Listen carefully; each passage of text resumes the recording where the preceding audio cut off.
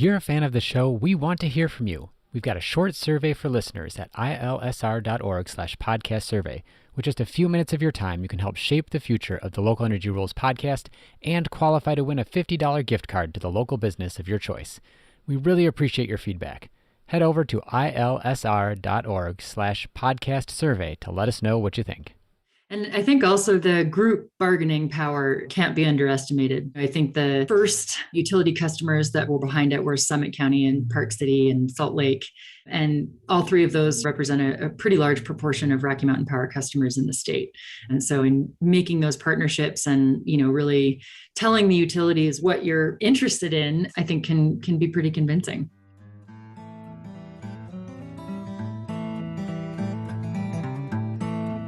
Moab, Utah was one of the first U.S. communities to make a 100% renewable electricity commitment, and it may have one of the best options to achieve its goal.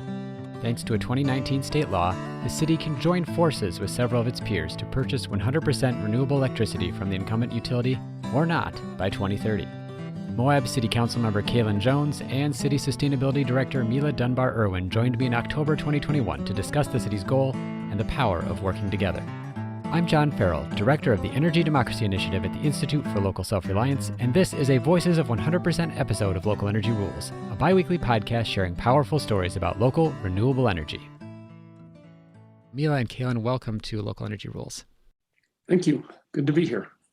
I always like to start off just by asking my guests what got them into work around sustainability and climate change. What motivated you to work on an issue like 100% renewable energy? Maybe it was constituents that really pressured you to work on this and that's how you've come to it. Or I often have found that folks are coming to this from past experience in the field. Kalen, why don't we start with you? I'm curious what got you into this work? Sure. So it's a combination of those two things. Decades ago, I moved to Moab because of the amazing public landscape around here and was originally involved in environmental preservation work. And then I shifted my focus into architecture and development because that's where many human impacts on the public lands start. And that eventually led me to a role on the County Planning Commission and ultimately to elected office with the city of Moab. Early in my time on the city council, I and another council member and some staff went up to Park City to learn about their visioning processes and how they translated into strategic planning and prioritization, what they delivered to the community. And one thing that I learned during our visit was that they had adopted a 100% renewable goal. And I found that very inspiring to learn about what the work they and other communities are doing towards this. And so immediately made it a goal to pursue that at the city of Moab as well. And Mila, how about you? I've come to this work from a science background. I have an ecology degree and I did a lot of environmental education and guiding.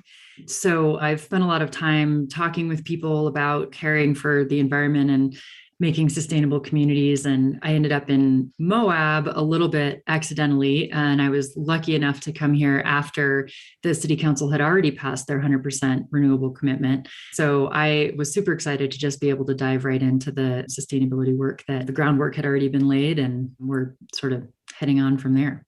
There are over 100 cities that have made 100% renewable electricity commitments like Moab has.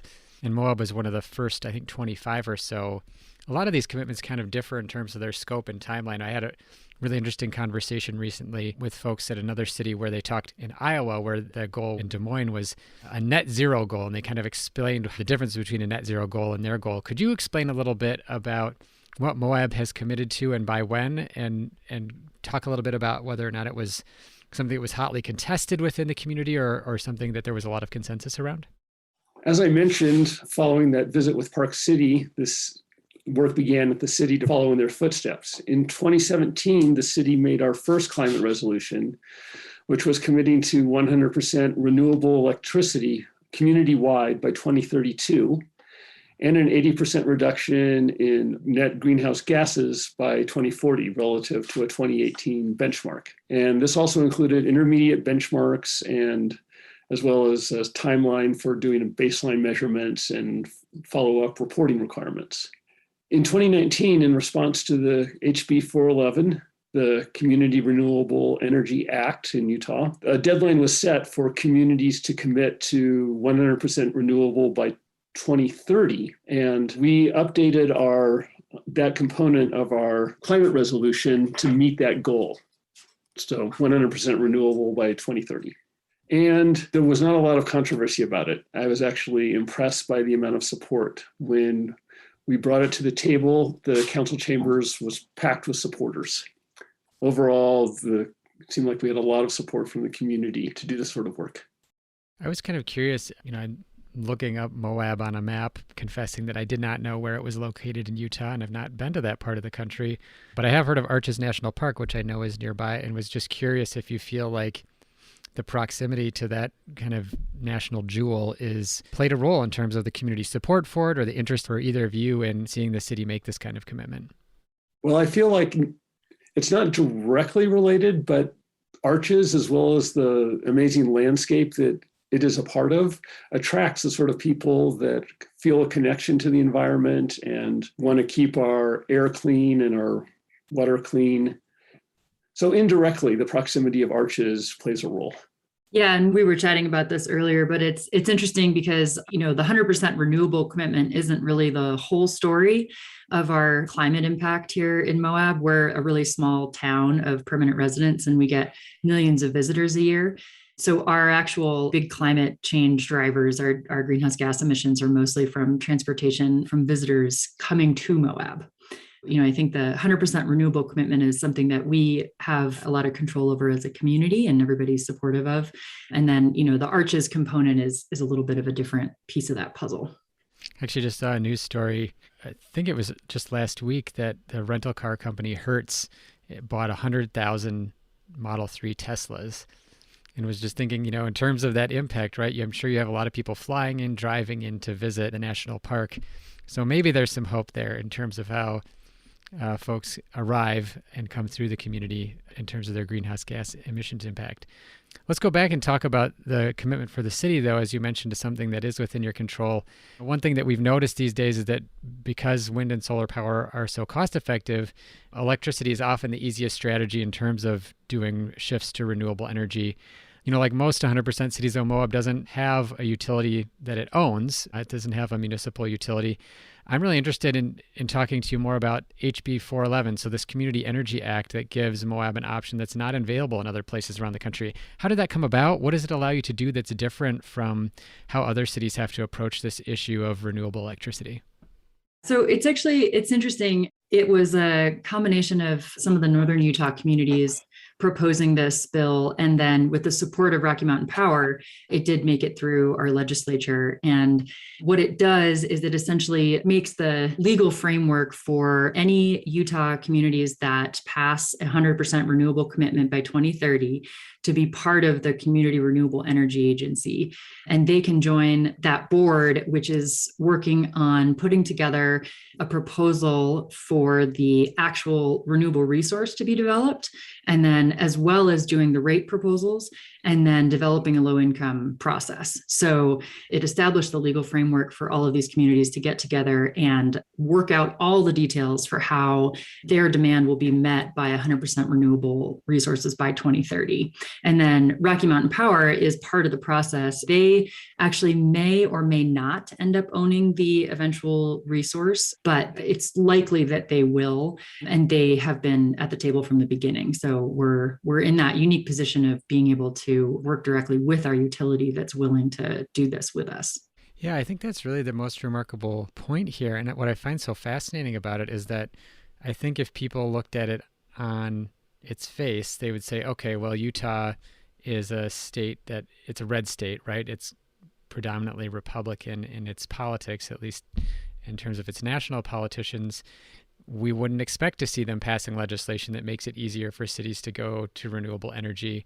And yet here you have, frankly, one of the more novel approaches to this around the country. There are states that have community choice energy laws that give cities the freedom to both pool together and to go out and shop for renewable electricity. But very rarely is the utility involved as a partner, which I think is pretty extraordinary. Can you tell me a little bit more about how Rocky Mountain Power is part of the process? Are they helping to identify potential resources? Are they just helping communities to understand kind of the process of electricity procurement? What is the role that they have in that board that's helping to have this conversation about how these communities will get to 100% renewable?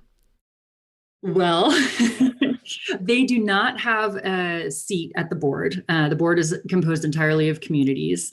We are essentially, so far, mostly just working with them. So the communities are working together to come up with the proposals, and then Rocky Mountain Power will be part of that conversation. And I think the specific details of exactly how that's going to play out haven't been worked out yet. You're, what is it, building the airplane as you're flying it or something? I've heard some other interesting metaphors like that. Yeah, I'm sure we'll be engaged with Rocky Mountain Power more later in the process, but at this time, the bill was passed, communities made the commitment, and now for the past 6 months, we've been focused on our own internal organization and starting to hire consultants to help us with the rate negotiation and procurement of the energy resources. It's likely that an RFP will be issued, which will be, I imagine, a fairly large new block of renewable resources and possibly storage to accompany it. And I think something that's important to note is that Rocky Mountain Power is also moving towards renewables on their own. Their Pacificor is the company that owns Rocky Mountain Power, and they have an IRP that indicates they're going to be zero carbon emissions, net zero by 2050. So they are actually already developing other renewable resources as well. Mila, what does IRP stand for? Integrated Resource Plan. Great question. I'm so glad you asked that. That's usually my job to try to avoid those, but sometimes there are ones like that are so familiar for me as we get involved in intervening in resource plans here that I missed that. So thanks, Kalen.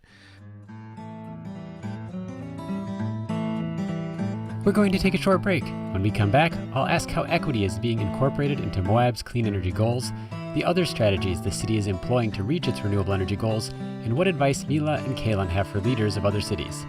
You're listening to a Local Energy Rules Voices of 100% podcast with Moab City Council member Kalen Jones and City Sustainability Director Mila Dunbar-Irwin.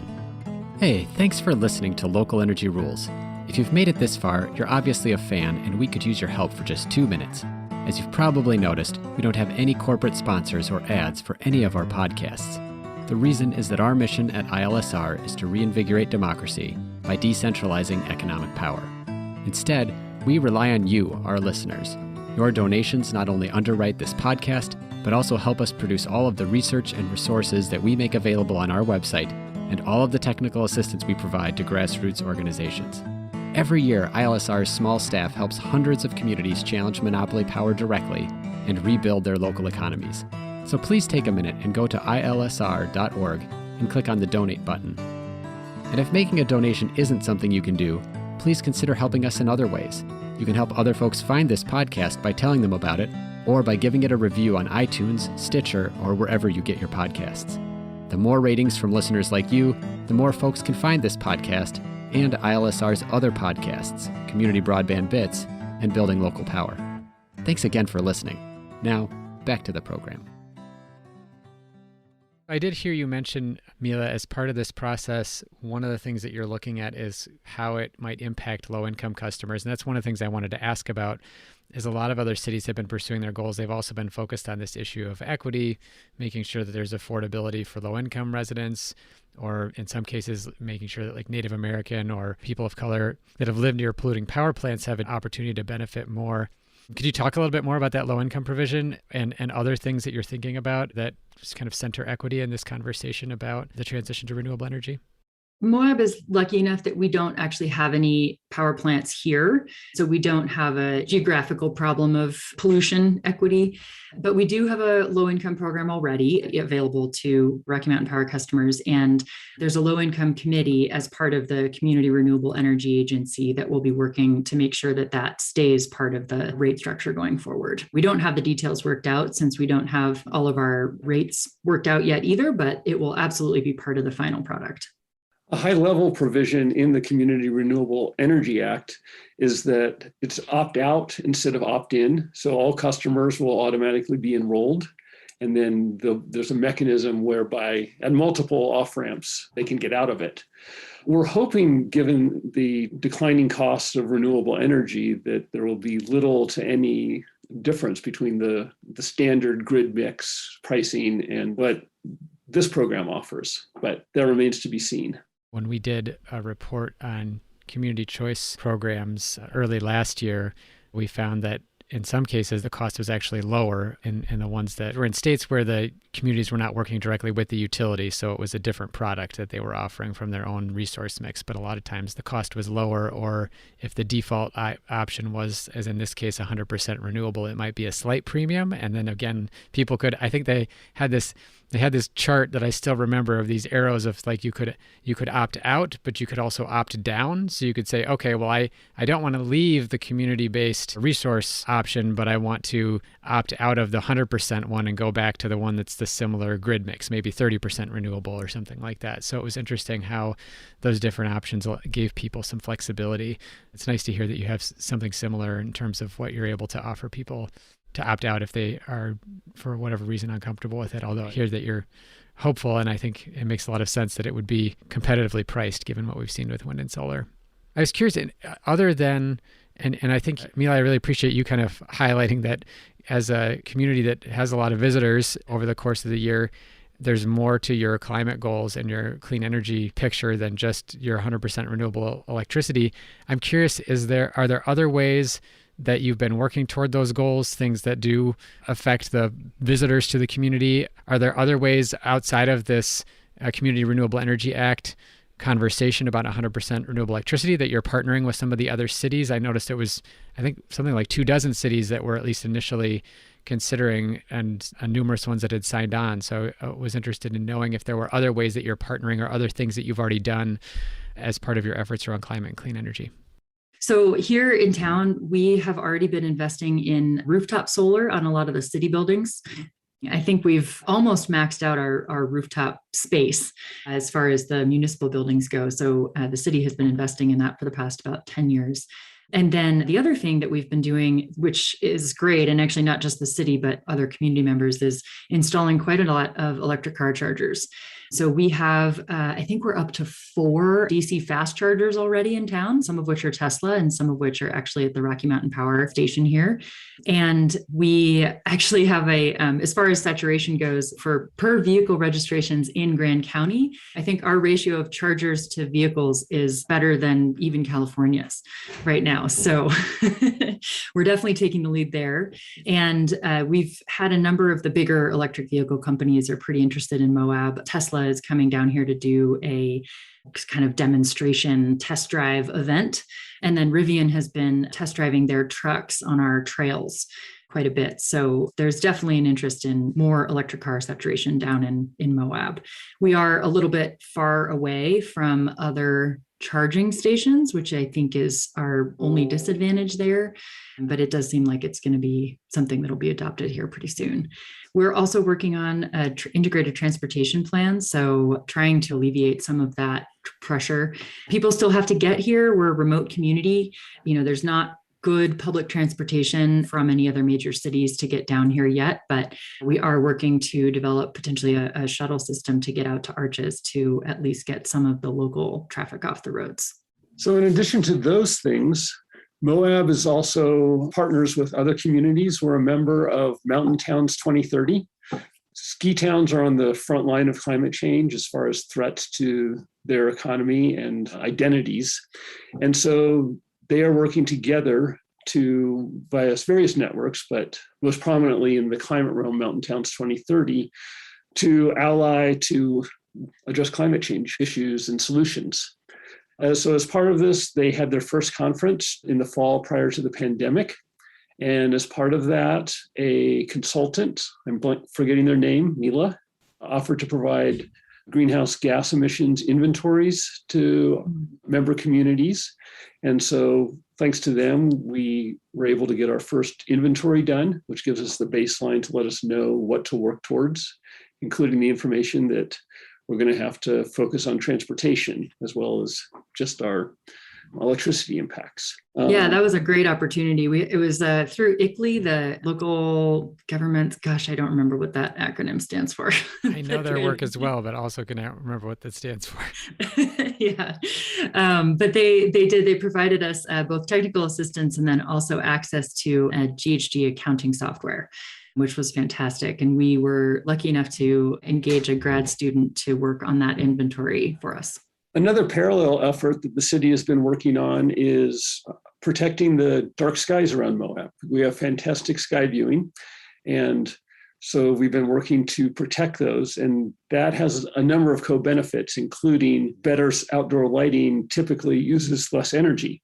This started really as more of a cooperative partnership. It has resulted in changes to our land use code, but it's really been focused on the benefits.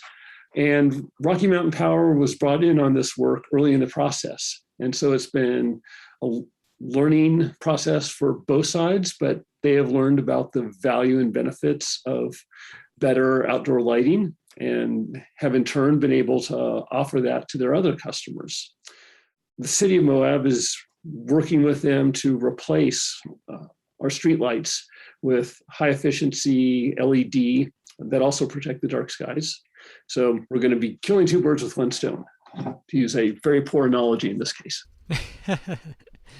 I love hearing about this, though. I have to say, personally, I still remember when my wife and I visited the Grand Canyon before we had kids. So now over a decade ago, we drove through Flagstaff, and I still remember that we were coming through at night and how funny it was that you didn't even realize when you had gotten from the countryside into the city because there was no glow on the horizon. As you drove in, all of the lighting was very muted and focused just on the places like you were driving or on the sidewalks or whatever. But none of it was escaping up into the sky. And so you still had this beautiful view of the night sky.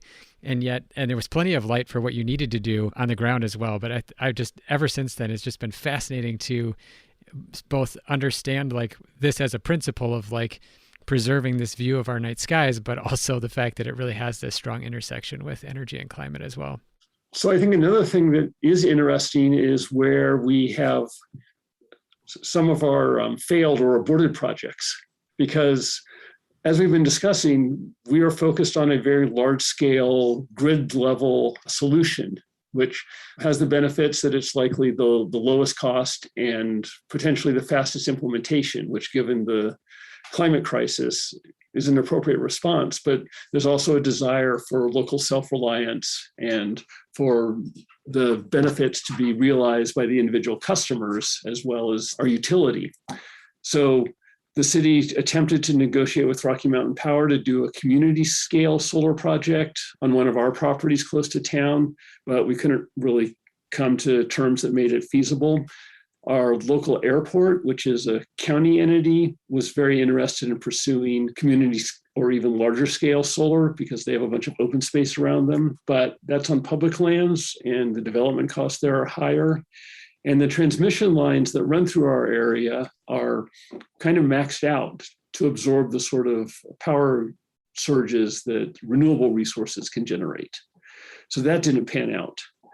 In addition, last October, the state implemented power purchase rates for rooftop solar substantially lower than what they had been in the past, which really made the payback time for rooftop solar unreasonably long. And I'm concerned about how that's going to affect the solar installation companies in our state, as well as the benefits of resiliency that we get from having local generation. And I'm not sure what the solutions for those are, given that this is fundamentally a red state at the state legislative level.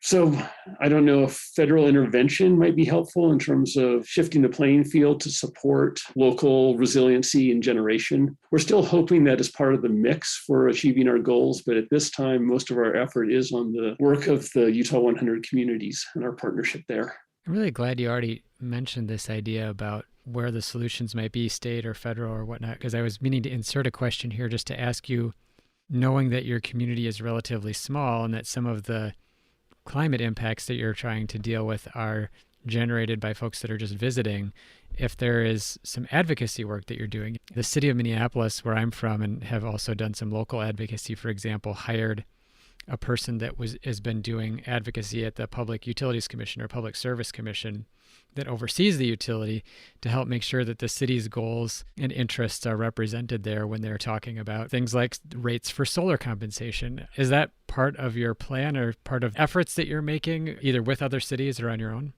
I would say that to a large extent, Salt Lake City is a large Rocky Mountain Power customer, as well as the state capital. And so we rely on some of our heavyweight partners to take the lead on some of this work, and we play a supporting role. But one recent example, and maybe Mila could speak to supporting electrification in the building code.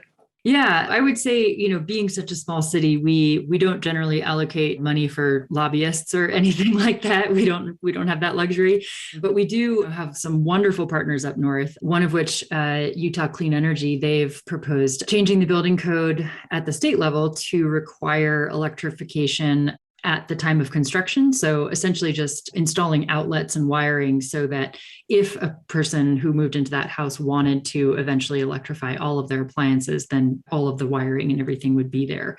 So that's something that people are working on advocating for up at the state level, similar with some water conservation measures as well in residential construction. It is a tough environment up there as far as requiring things for buildings in particular. And so we are currently exploring our own options locally to do some of that through our zoning. The state does allow a lot of freedom in using the zoning code to achieve some of those things. So I think the advocacy definitely goes, we do talk to our partners up north as much as possible. And our travel council is also a big information piece for visitors to town. And they are definitely on the sustainability train at this point. We've been working with them to develop some better visitor information campaigns about less impact.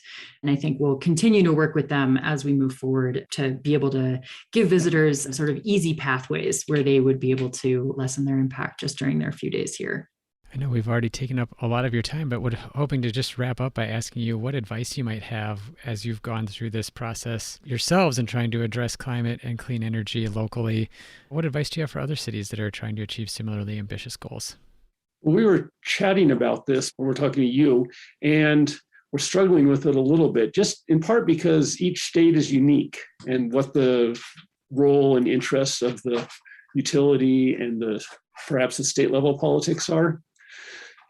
But in reflecting on the dark skies work and streetlight replacement, it seems like what you can do is build relationships, and you don't always know where they're going to go. But even for big, seemingly faceless corporations, there are people on the ground that have hearts and minds, and if you can engage them in a respectful and friendly way, sometimes you can make inroads that you don't expect, or in ways that bear fruits that you don't necessarily anticipate at the beginning.